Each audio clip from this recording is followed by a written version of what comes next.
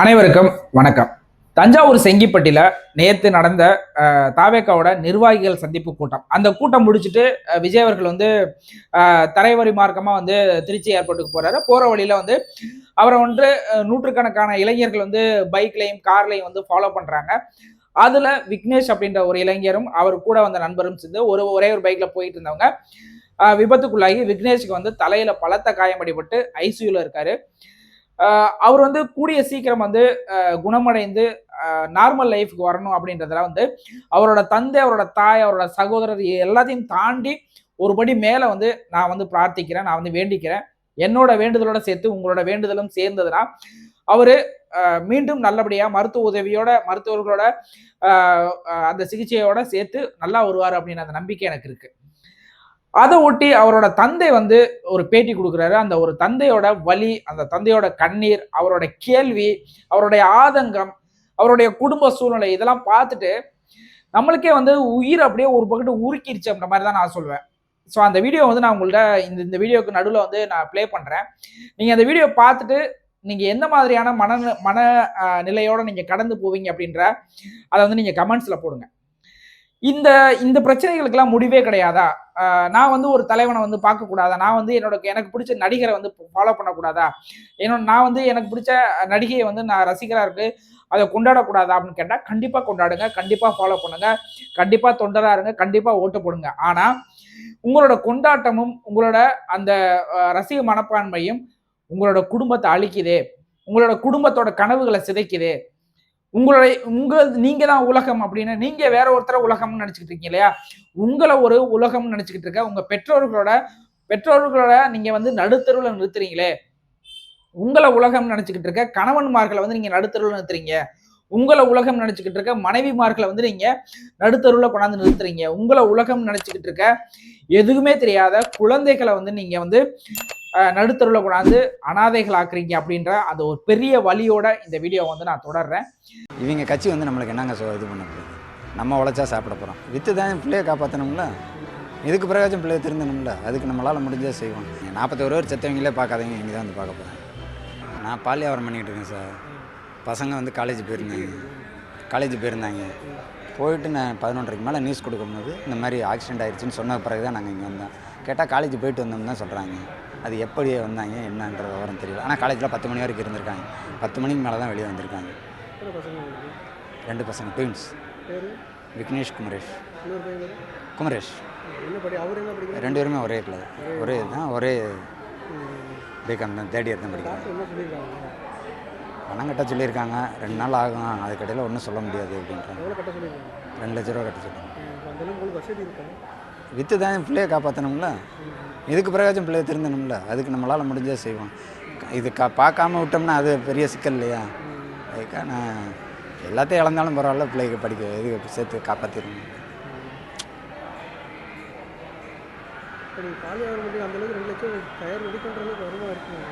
பார்ப்போம், பரட்டுவோம், எவ்வளவோ பரட்டுறேன். ஒய்ஃபுக்கு இப்போ தான் ஆப்ரேஷன் பண்ணேன், 12 லட்ச ரூபா காவேரியில் வச்சு பார்த்தேன், சமாளிச்சிட்டேன். அது முடிகிறதுக்குள்ளே அடுத்து கண்டினியூவாக இருந்துக்கிட்டு இருக்கேன். என்ன பண்ணுறது? படிப்பு செலவையும் பார்த்து இதையும் பார்த்துக்கிட்டு இருக்கேன். அப்போ எல்லாம் கடவுள் மேலே பாரத்தை போட்டு போக வேண்டியது. இவங்க இடக்காங்க, நான் ஆரம்பத்துலேருந்து போகாதறான்னு தாங்க சொல்லிக்கிட்டு இருக்கேன். இவங்க கட்சி நம்மளுக்கு என்னங்க இது பண்ண போகுது? நம்ம உழைச்சா சாப்பிட போகிறோம். இந்த இப்போ பார்க்குறாங்கன்னு பார்த்துக்கிட்டே இருக்க போகிறாங்க. 41 பேர் செத்தவங்களே பார்க்காதீங்க, இங்கே தான் பார்க்க போகிறேன். இந்த வீடியோவை தயவு செஞ்சு எல்லாருக்குமே ஷேர் பண்ணுங்க. எல்லா இளைஞர்களுக்கு மட்டும் கிடையாது, எல்லாருக்குமே ஷேர் பண்ணுங்க. குறிப்பா விஜயோட ரசிகர்களுக்கும் தாவேகா தொண்டர்களுக்கும் கண்டிப்பா ஷேர் பண்ணுங்க.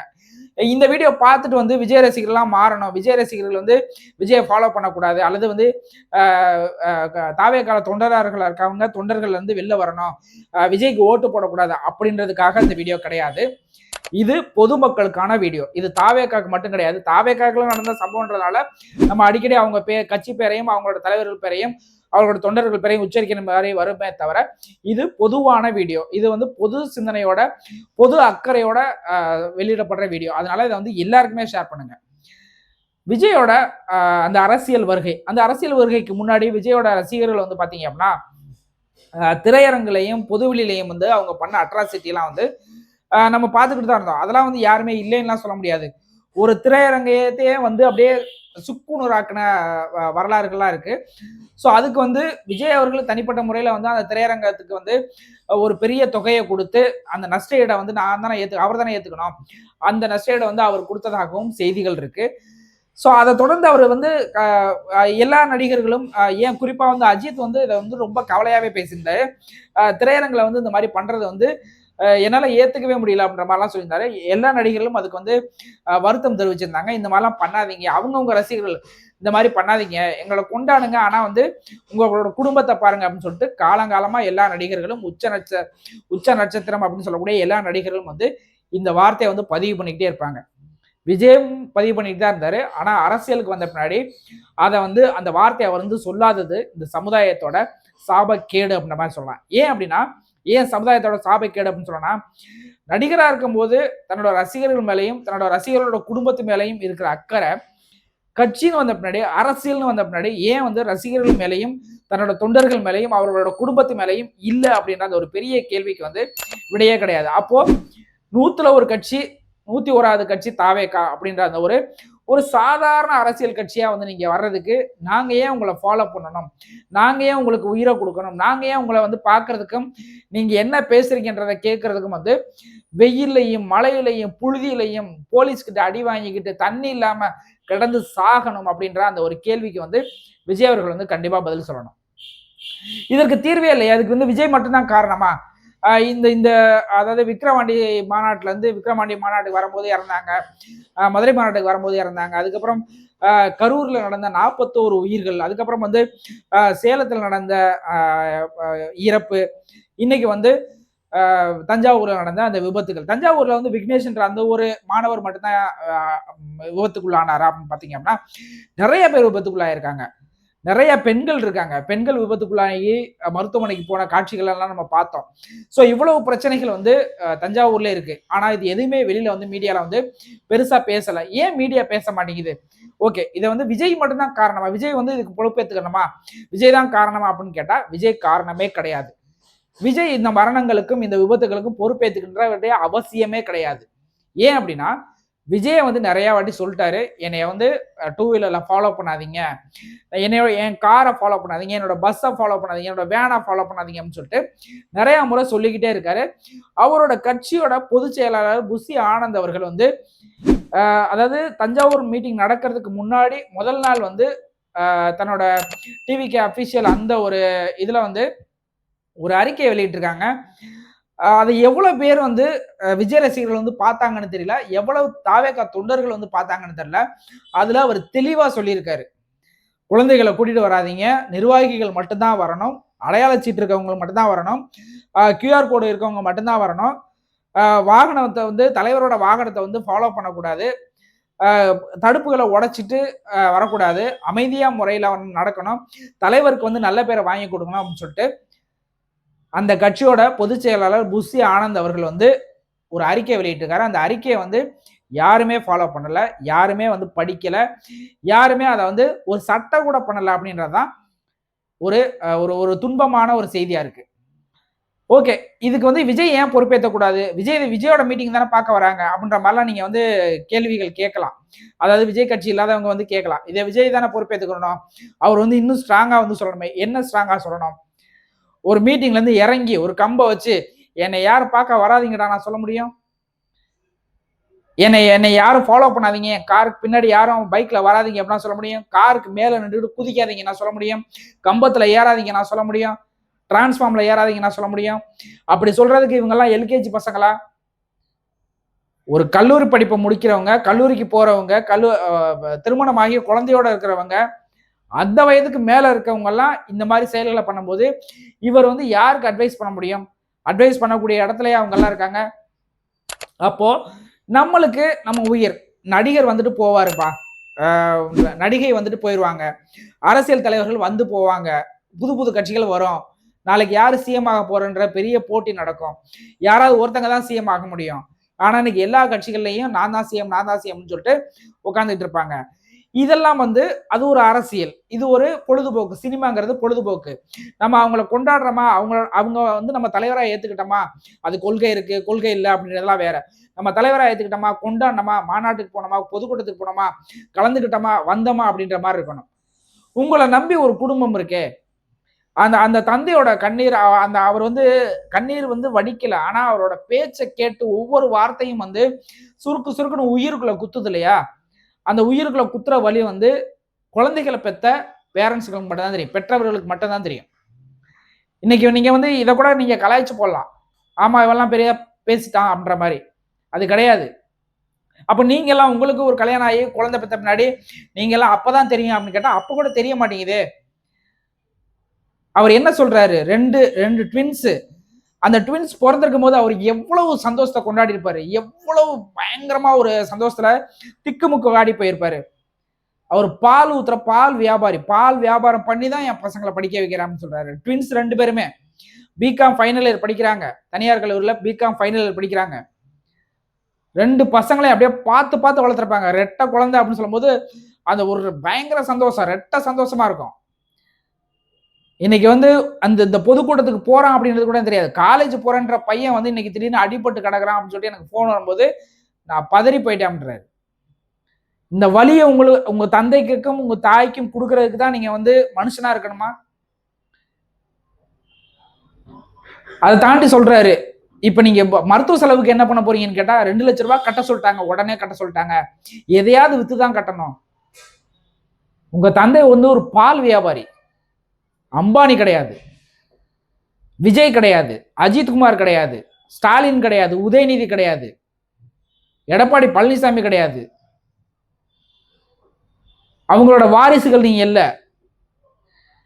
கோடி கோடியா பணம் கொட்டி கிடக்கிறதுக்கு. உங்க தந்தை வந்து சாதாரண பால் வியாபாரி. அந்த பால் வியாபாரி ரூ. 2,00,000 ரெடி பண்ணணும்னா இமிடியேட்டா நீங்க கட்டினாதான் அடுத்த கட்ட சிகிச்சையை நடத்தும் அப்படின்ற மாதிரி மருத்துவர்கள் சொல்லிடுவாங்க. அரசாங்கத்துக்கு எடுத்துட்டு போனோம்னா அந்த அரசாங்க டாக்டர்கள் வந்து என்ன பண்ணுவாங்களோ ஏது பண்ணுவாங்களோ, நம்ம குழந்தைய காப்பாத்துவாங்களா இல்ல அப்படியே சாதாரணமா விட்டுருவாங்களா அப்படின்ற அந்த ஒரு பயம் எல்லா பெற்றோர்களுக்கும் இருக்கும். இதுல அரசாங்கத்தெல்லாம் குறை சொல்லி எல்லாம் ஒண்ணும் பண்ண முடியாது. ரூ. 2,00,000 எங்கே போவேன்? எதையாவது வித்து தான் கட்டணும். இப்பதான் என்னோட மனைவிக்கு ஒரு ஆபரேஷன் பண்ணேன். காவேரி மருத்துவமனையில ஒரு ஆபரேஷன் பண்ணேன். ரூ. 12,00,000 செலவாச்சு அப்படின்றாரு. இந்த அடிப்படை அறிவு கூட அந்த குடும்பத்துல இருக்க அந்த பசங்களுக்கு வேண்டாமா? காலேஜ் 3rd இயர் படிக்கிறீங்க. நம்ம அம்மாவுக்கு இப்பதான் ரூ. 12,00,000 செலவு பண்ணி நம்ம அப்பா வந்து ஆபரேஷன் பண்ணி நம்ம அம்மாவோட உயிரை மீட்டு கொண்டு வந்திருக்காரு. அந்த ரூ. 12,00,000 கடனை நம்ம எப்படி அடைப்போம்? அம்மாவை எப்படி நம்ம வந்து அந்த அந்த பிரச்சனையில இருந்து விடுபட்டு வெளில கொண்டு வருவோம்? அப்பா பால் ஊத்தி சம்பாரிச்சு நம்மள வந்து படிக்க வைக்கிறாரு. நம்மளுக்கு தேவையான எல்லா விஷயத்தையும் பண்றாரு. அவர் அந்த தொழில இருந்து எப்படி நம்ம வந்து ஓய்வு பெற வைப்போம்? அவர உட்கார வச்சு எப்படி சாப்பாடு போடுவோம்? இதெல்லாம் தானே பண்ணணும். அத விட்டுப்புட்டு நீங்க வந்து நான் வந்து என்னோட விஜய் ரசிகர். நான் வந்து ஒரு விஜய் ரசிகர்ன்ற பெருமையில என்ன இருக்கு? நான் வந்து ஒரு தாவேகா தொண்டன் அப்படின்ற அந்த ஒரு பெருமை என்ன இருக்குன்ற கேட்கிறேன். பெண்கள் என் குழந்தைய விட எனக்கு வந்து விஜய் தான் பிடிக்கும் அப்படின்ற சொல்லும்போது கேட்கறதுக்கு நல்லா இருக்கும். உங்க உங்க வீடியோ வந்து பயங்கரமா ட்ரெண்ட் ஆகும். ஆனா இதுக்கா வந்து நீங்க குழந்தை பெத்தீங்க? எங்க குடும்பத்துல ஒருத்தரா நினைக்கலாம்ன்ற மாதிரி சொல்லலாம். தாராளமா சொல்லலாம். எங்க குடும்பத்துல ஒருத்தரா நான் நினைக்கிறேன். எங்க அண்ணனா நான் நினைக்கிறேன் அப்படின்றத சொல்றதுல தப்பே இல்ல. என் தம்பியா நினைக்கிறேன். என் மகனா நினைக்கிறேன். அப்படின்னா அவங்கவங்க வயசுக்கு தகுந்த மாதிரி சொல்லலாம். தப்பே கிடையாது. ஆனா என் கணவரை விட எனக்கு விஜய் தான் முக்கியம் அப்படின்னா அந்த கணவரோட இவ்வளவு நாள் உங்க மேல வச்சிருந்த பாசம், இதுக்கப்புறம் வைக்க போற பாசம், இதுக்கெல்லாம் நீங்க என்ன பதில் சொல்ல போறீங்க? என் குழந்தைய விட எனக்கு வந்து விஜய் தான் முக்கியம் அப்படின்னா அந்த குழந்தைய வந்து நீங்க எதுக்கு பெத்துக்கிட்டீங்க? என் குழந்தை வந்து ஐசியூல இருக்கு, எமர்ஜென்சில இருக்கு. எனக்கு ஒரே ஒரு குழந்தை தான். அதை விட்டுவிட்டு நான் விஜய் பார்க்கறதுக்காக வந்திருக்கேன் அப்படின்ற அந்த ஒரு பெண்மணி சொல்லும்போது அந்த குழந்தை அதை நினைச்சு பெருமைப்படும் நினைக்கிறீங்களா? அந்த குழந்தைய பெத்த இன்னொரு கணவர் இருக்கார் இல்லையா? அந்த கணவரோட வலி என்னன்னு தெரியுமா? அந்த உங்களோட அம்மா அல்லது உங்களோட மாமியார், மாமனார், உங்களோட சொந்தங்கள் இவங்கெல்லாம் உங்களோட சாபத்தை வந்து அவங்க மொத்த சாபத்தையும் நீங்க வந்து வாங்கி கட்டிக்கிட்டீங்க அந்த ஒரே ஒரு வார்த்தையில. நீங்க சொன்னது பொய்யா கூட இருக்கலாம். ஒரு பேட்டிக்காக கூட சொல்லியிருக்கலாம். ஆனா அது எவ்வளவு பெரிய வன்மையான வன்முறையான ஒரு ஒரு ஒரு பாசம் அப்படின்றது உங்களுக்கு தெரியுதா? வன்முறையான ஒரு செயல் அது.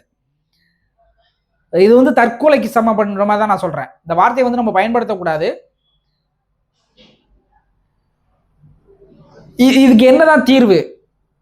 போலீஸ்காரங்க வந்து ஏதாவது ஒண்ணு பண்ணாங்கன்னா, போலீஸ் அராஜகம் ஒழிக. போலீஸ் வந்து எங்களை கட்டுப்படுத்துது அப்படின்னு உன் தலைவன்ல இருந்து எல்லாருமே சொல்றானுங்க. அவனுங்களுக்கு அது அரசியல். அவனுங்க எதிரில் இருக்க டிஎம்கேவை திட்டி தான் அவன் பொழைக்கணும். டிஎம்கேவை திட்டி தான் அவன் வந்து அரசியலுக்கு வரணும். திமுக வந்து பழிச்சு தான் வந்து அவன் ஜெயிக்கணும். அவன் வாங்குற ஒவ்வொரு ஓட்டும் திமுகவை திட்டணும்.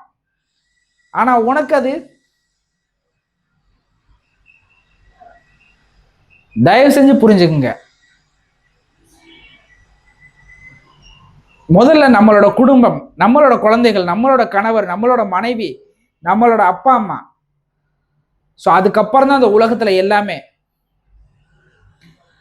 நீங்க என்ஜாய் பண்ணுங்க. நீங்க தாராளமா எந்த நடிகருக்கு வேணாலும் ரசிகர்களா இருங்க, ரசிகையா இருங்க. எந்த கட்சிக்கு வேணாலும் ஓட்டு போடுங்க. எந்த அரசியல் இயக்கத்தோட சார்ந்து நீங்க வந்து வீடியோ போடுங்க. எல்லாமே பண்ணுங்க. அதெல்லாம் உங்களோட தனிப்பட்ட விருப்பம். உங்களோட தனிப்பட்ட உரிமை. அதுல யாருமே தலையிட முடியாது.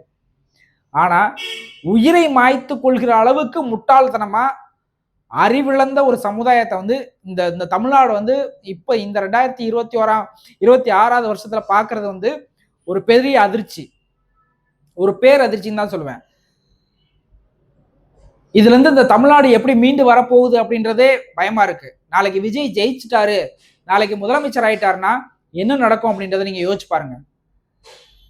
மரணங்கள், ஏகப்பட்ட மரணங்கள் நடக்கும்.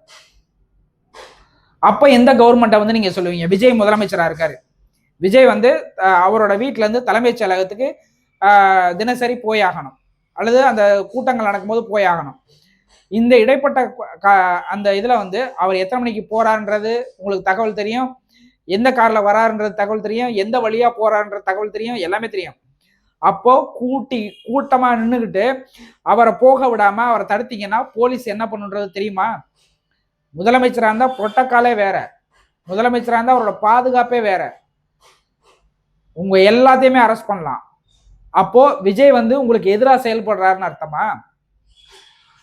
விஜய் வந்து தன்னோட ரசிகர்கள் மேல வந்து தடியடி நடத்த சொன்னாருன்னு அர்த்தமா? விஜய் வந்து தன்னோட ரசிகர்களை ஃபுல்லா கைது பண்ணுங்க அப்படின்னு சொன்னாருன்னு அர்த்தமா? அது கிடையாது. நீங்க சட்டம் ஒழுங்குன்னு பேசிக்கிட்டு இருக்கீங்க இல்லையா? அந்த சட்டமும் ஒழுங்கும் வந்து எங்க இருந்து வருது? காவல் நிலையத்திலிருந்து வரல, பொதுமக்கள்கிட்ட இருந்து தான் வரணும். பொதுமக்கள்கிட்ட அந்த சட்டமும் ஒழுக்கமும் இல்லை அப்படின்னா சட்டம் ஒழுங்கு எந்த நாட்டிலையும் எந்த ஆட்சியிலையும் எவன் முதலமைச்சராக இருந்தாலும் மாற்றவே முடியாது. இவ்வளவு பெரிய கூட்டத்தை கட்டுப்படுத்தினா போலீஸ் வந்து தடியடி நடத்தினா போலீஸ் பிரச்சனை, போலீஸ் வந்து எங்களை வந்து சித்திரவதை பண்றாங்க அப்படின்னு சொல்லிட்டு தலைவன்ல இருந்து எல்லாத்தையுமே கத்துவானுங்க. அல்லது அரசாங்கம் வந்து ஏதாவது இவ்வளவு கட்டுப்பாடுகளோட இருக்கணும் அப்படின்னா அந்த கட்டுப்பாடுகளை பூரா ஃபாலோ பண்றது கிடையாது. அதை கட்டுப்பாடுகளோட இருக்கணும்னா எங்களுக்கு மட்டும் ஏன் கட்டுப்பாடு கொடுக்குறீங்க அப்படின்னா உங்க கட்சியை தவிர மித்த எந்த கட்சியில இந்த மாதிரி அசம்பாவிதங்கள் தொடர்ந்து நடந்துகிட்டே இருக்கு. உங்க கட்சியில இருந்து எந்த கட்சியில இந்த மாதிரி அறிவில்லாத நிகழ்வுகள் வந்து எந்த கட்சியில நடந்துகிட்டே இருக்கு? நாம் தமிழர் கட்சி மாநாடு போட்டாங்க, தேமுதிக மாநாடு போடுறாங்க, கம்யூனிஸ்ட் மாநாடு போடுறாங்க, திமுக மாநாடு போடுறாங்க, அதிமுக மாநாடு போடுறாங்க, பொதுக்கூட்டம் போடுறாங்க. தமிழ்நாட்டில் இருக்க அத்தனை அரசியல் பாஜக மாநாடு போடுறாங்க, எல்லா கட்சியும் மாநாடு போடுறாங்க. எந்த மாநாட்டில் அது எந்த பொதுக்கூட்டத்தில் அது இந்த மாதிரி ஒரு அறிவில்லாத செயல்கள் நடந்ததா எங்கேயாவது ஒரு செய்தி இருக்கா? கேட்டா அவன் காசு கொடுத்து கூட்டிட்டு வந்த கூட்டம், நாங்க காசு இல்லாம எதுக்கு வரீங்க, காசு இல்லாம எதுக்கு வரீங்கன்னு கேக்குறேன். உயிரை கொடுக்கறதுக்கா? காசு இல்லாம எதுக்கு வரீங்க? உங்க குடும்பத்தை தூக்கி போட்டு மிதிக்கிறதுக்கா? காசு இல்லாம எதுக்கு வரீங்க? உங்க குழந்தைய பலி கொடுக்கறதுக்கா? இதெல்லாம் பண்றதுக்கு நீங்க காசு இல்லாம வந்துட்டு பெருமை பேசிக்கிறதுக்கு என்ன அர்த்தம் இருக்கு? நீங்க உண்மையிலே காசு இல்லாம நான் என்னோட பாசத்தினால நான் வரேன், நான் மாற்று அரசியலை நோக்கி வரேன், அதனால நான் விஜயை தேர்ந்தெடுத்திருக்கேன் அப்படின்னா தாராளமா ஒரு பெரிய கூட்டம் வாங்க, அவரோட பேச்சை கேளுங்க, அவரை ஃபாலோ பண்ணுங்க, அவர் அமைதியான முறையில வந்து அவர் வந்துட்டு போகிறதுக்கான வழிவகைகளை ஏற்பாடு பண்ணுங்க. மற்ற அரசியல் கட்சிகளோட நாங்க வந்து வித்தியாசமானவர்கள், நாங்க வந்து ஒழுக்கமானவர்கள், நாங்க வந்து அறிவில் சிறந்தவர்கள், மாற்று அரசியல் மட்டும்தான் எங்களோட தேவை அப்படின்றத உணர்த்துற மாதிரி உங்களோட நடவடிக்கைகள் இருந்தாங்கன்னா தமிழ்நாட்டு மக்கள், ஒட்டுமொத்த மக்கள் கட்சி பாகுபாடு இல்லாம உன் தலைவனுக்கு வந்து ஓட்டு போடுவான். இப்ப வந்து எல்லா பெற்றோர்களும் பயத்துல இருக்காங்க. நாளைக்கு வந்து திருச்சியிலயோ அல்லது அதுக்கப்புறம் நெல்லையில எல்லாம் மீட்டிங் நடக்க போகுதுன்னு சொல்லிக்கிறாங்க. திருநெல்வேலியில பெற்றோர்களோட மனநிலை எப்படி தெரியுமா இருக்கும்? அன்னைக்கு ஒண்ணு நம்ம பையனை வந்து ஸ்கூலுக்கோ காலேஜுக்கு அனுப்பக்கூடாது. அப்படி இல்ல அப்படின்னா நம்ம பையன்கிட்ட ஏதாவது ஒரு சத்தியம் வாங்கிடணும், நம்ம பொண்ணுகிட்ட சத்தியம் வாங்கிடணும், நம்ம பொண்டாட்டிக்கிட்ட ஏதாவது ஒன்று கண்ட்ரோல் மெக்கானிசம் வச்சிருக்கணும், நம்ம புருஷனை வந்து அன்னைக்கு விடக்கூடாது வெளியில அப்படின்னு சொல்லிட்டு வீட்டில் இருக்கவங்க எல்லாருமே யோசிக்க ஆரம்பிச்சிருவாங்க. அந்த பயம் வந்து தொத்திக்கும். இதுக்கு என்னதான் தீர்வு அப்படின்னு நான் வந்து வீடியோ ஆரம்பத்திலே சொல்லியிருந்தேன். நீதிமன்றம் நேரடியாக தலையிடணும். நீதிமன்றம் நேரடியாக தலையிட்டு இந்த மாதிரி நடந்ததுன்னா அந்த ஊர்ல இருக்க அந்த அந்த அந்த நிகழ்வை ஏற்பாடு பண்ற அந்த மாவட்ட தலைவர், மாவட்ட செயலாளர், அந்த கட்சியோட உரிமையே வந்து கேன்சல் பண்ணி விடணும். இந்த மாதிரி சமுதாய ஒழுக்க சீர்கேடுகள் வந்து தொடர்ந்து நடந்தது அப்படின்னா தயவு செஞ்சு அந்த கட்சியோட உரிமையை வந்து கேன்சல் பண்ணிருங்க. அந்த கட்சி தலைவருக்கு மிகப்பெரிய ஒரு ஒரு அவமரியாதை வர மாதிரி ஒரு தீர்ப்பை கொடுங்க.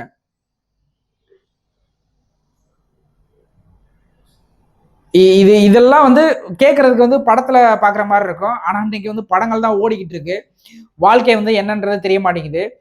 நீதிமன்றம் தலையிட்டாதான். ஏன்னா திமுக தலையிட்டா திமுக எங்களை ஒடுக்க பாக்குது, போலீஸ் தலையிட்டா போலீஸ் வந்து எங்களை சிதைக்க பாக்குது, மேலிடத்துல இருந்து மத்திய அரசாங்கம் தலையிட்டா பாஜக எங்களை வந்து முடக்க பாக்குது, அதிமுக ஏதாவது பேசிட்டாங்கன்னா அதிமுக வந்து எங்களை வந்து அழிக்க பாக்குது அப்படின்னு சொல்லிட்டு எல்லார் மேலேயும் ஏதாவது ஒரு சேற்றவாரி இறைச்சு இறைச்சு இறைச்சு இறைச்சு இன்னைக்கு சேர் நிறைந்த குளமாக தாவேக்கா இருக்கு, சேர் நிறைந்த குளமாக விஜய் ரசிகர்கள் இருக்காங்க. அந்த சேத்துக்குள்ள யாராவது ஒருத்தங்க நல்லவன் வரணும்னு நினைச்சா கூட அவனையும் அந்த சேத்துக்குள்ள இழுத்து போட்டு நீ மட்டும் எப்படிப்பா நீட்டா இருக்க, நீ வந்து எங்களோட சேர்ந்து அழுக்காதான் மாறணும்னா அந்த சேத்துக்குள்ள அவனை இழுத்து போட்டு அவனையும் சேத்துல பொருளை வச்சு அவனை சாகடிச்சு வெளில தூக்கி போட்டுறது. ஸோ தயவு செஞ்சு இந்த இந்த நிலையை மாத்துங்க. நீங்க வந்து எந்த நடிகருக்கு வேணாலும் ரசிகரா இருங்க, எந்த நடிகைக்கு வேணாலும் ரசிகரா இருங்க, எந்த கட்சிக்கு வேணாலும் வாக்கு செலுத்துங்க, எந்த கட்சியோட தலைவரை வேணாலும் நீங்க ஃபாலோ பண்ணுங்க, நீங்க வீடியோ போடுங்க, சோசியல் மீடியால ட்ரெண்ட் பண்ணுங்க, அதெல்லாம் வந்து தனிப்பட்ட விஷயம். அதை பத்தி நான் பேசவே இல்லைங்க. ஆனா உங்களுக்கு பின்னாடி ஒரு குடும்பம் இருக்குன்னு நினைச்சு பாருங்க. உங்க அப்பா அம்மா வெயிட் பண்ணிட்டு இருக்காங்கன்னு நினைச்சு பாருங்க. உங்க கணவர் உங்களுக்காக வெயிட் பண்ணிட்டு இருக்கான், உன் மனைவி உங்களுக்காக வெயிட் பண்ணிட்டு இருக்கா, உன் குழந்தை உங்களுக்காக வெயிட் பண்ணிட்டு இருக்காங்க. இதெல்லாம் நினைச்சு பார்த்து தயவு செஞ்சு புரிஞ்சு நடந்துப்பீங்க அப்படின்ற அந்த நம்பிக்கையோட நான் இந்த வீடியோ முடிக்கிறேன். இந்த வீடியோ முழுசா யாராவது பார்த்துருந்தீங்க அப்படின்னா உங்களோட கருத்துக்கள் என்ன அப்படின்றத கமெண்ட் செக்ஷன்ல போடுங்க. வேற ஒரு வீடியோல மீட் பண்ணுவோம். நன்றி.